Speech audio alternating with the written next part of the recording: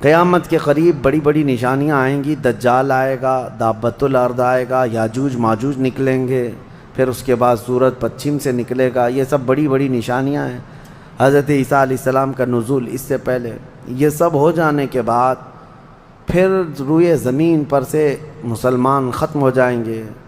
پھر ایک وقت آئے گا کہ جب سب لوگ اپنے اپنے کاموں میں مصروف ہوں گے، کوئی کسی کو پڑی نہ ہوگی، اور پھر دنیا میں سب اپنے اپنے کاموں میں اس طرح سے مصروف ہوں گے، کوئی کپڑا کاٹ رہا ہے، کوئی دودھ دوہ رہا ہے، کوئی کھیتی باڑی میں ہل چلا رہا ہے۔ اللہ تعالیٰ قرآن میں فرماتا ہے کہ تم دیکھو گے ان زلزلۃ الساعۃ شیء عظیم یوم ترونها تذهل كل مرضعۃ عما ارضعت وتضع كل ذات حمل حملها، اچانک ایک سور کی آواز آئے گی۔ وہی سور آج ہم نے تلاوت میں پڑھا ہے۔ اسرافیل علیہ السلام اللہ کے ایک فرشتے ہیں، ایک باجے کی شکل کی چیز وہ لے کر کھڑے ہیں، وہ بجانا شروع کریں گے۔ شروع میں دھیمی دھیمی آواز آئے گی اور یہ آواز بڑھتی چلی جائے گی، یہاں تک کہ یہ آواز اتنی سخت ہو جائے گی کہ جو جہاں تھا وہیں کھڑا رہ جائے گا۔ کپڑا کاٹ رہا تھا، اس کے ہاتھ سے کینچی گر گئی، جو کھیتی باڑی کر رہا تھا، ہل چلا رہا تھا، وہ وہیں کا وہیں رک جائے گا۔ دودھ دوہنے والا اس کا ہاتھ ویسے ہی رہ جائے گا، یہاں تک کہ حاملہ عورتوں کے پیٹ سے بچہ نکل کر گر جائے گا، جو عورتیں حمل سے ہوں گی، اور اس کے بعد پھر ایسی غشی، پھر سب پر موت طاری ہوگی اور زلزلے آئیں گے اور پوری زمین کو ہلا کر کے ختم کر دیا جائے گا۔ یہ قیامت ہے، یہ قیامت ہے۔ سور پھونکنے پر سارے انسان جتنے روئے زمین پر ہیں سب کے سب ختم ہو جائیں گے۔ اس کے بعد اللہ تعالیٰ فرماتا ہے ثم نفخ فیہ اخری، پھر دوسری بار سور پھونکنے کا حکم ہوگا۔ لیکن کیسے؟ سور جب حضرت اسرافیل علیہ السلام پھونکیں گے، پہلے انسانوں کی موت، پھر یہاں پر جتنی مخلوقات ہیں، جنات ہیں، جانور ہیں، سب کی موت، چرند پرند تو چھوڑے، نباتات، یہ پیڑ پودوں میں کی جان ختم۔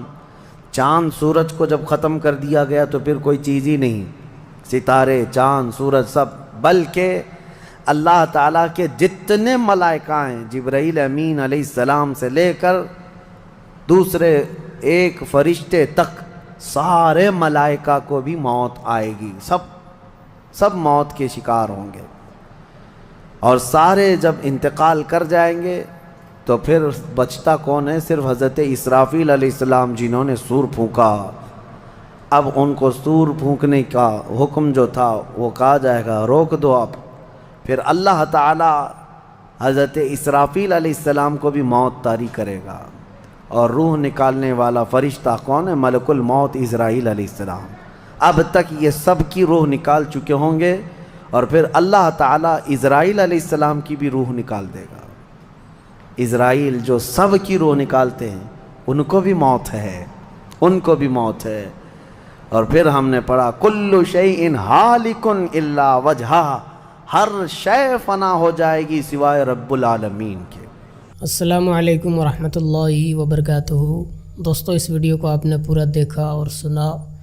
دوستو، آج سوشل میڈیا کا آپ جائزہ لیجئے گا، تب جا کر آپ کو پتہ چلے گا کہ سوشل میڈیا پر کس طرح کی ویڈیوز اپلوڈ ہیں۔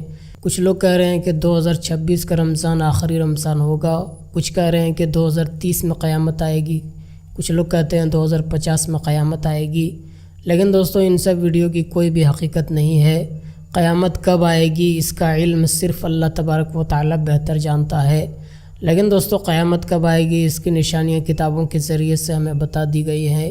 قیامت کی نشانیوں کے بارے میں ہمیں پہلے بتا دیا گیا ہے۔ دوستو، قیامت کی نشانیوں میں سب سے بڑی نشانی یہ ہے کہ علم دین اٹھا لیا جائے گا، علماء دین اٹھا لیے جائیں گے، شراب کی زیادتی ہوگی، شراب کھلے عام لوگ پیا کریں گے، اور ایک بھی انسان اللہ کا نام لینے والا باقی نہیں رہے گا، اور ایک مرد اپنے سرپرستی میں 70 عورتوں کو رکھے گا۔ تو قیامت کی بہت ساری نشانیاں ہیں جو کتابوں کے ذریعے سے بتائی گئی ہیں۔ تو جب تک یہ نشانیاں پوری طرح سے واضح طور سے پوری نہیں ہو جاتی تب تک قیامت نہیں آئے گی۔ سب سے بڑی نشانی یہ ہے کہ ایک بھی انسان اس دنیا میں اللہ کا نام لینے والا نہیں ہوگا۔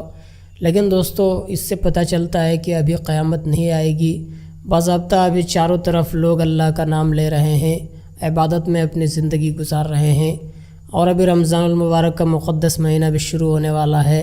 اس مہینے میں تو سارے لوگ نمازوں کی پابندی کرتے ہیں، روزہ رکھتے ہیں اور اللہ کی بارگاہ میں اپنے گناہوں کی مغفرت مانگتے ہیں۔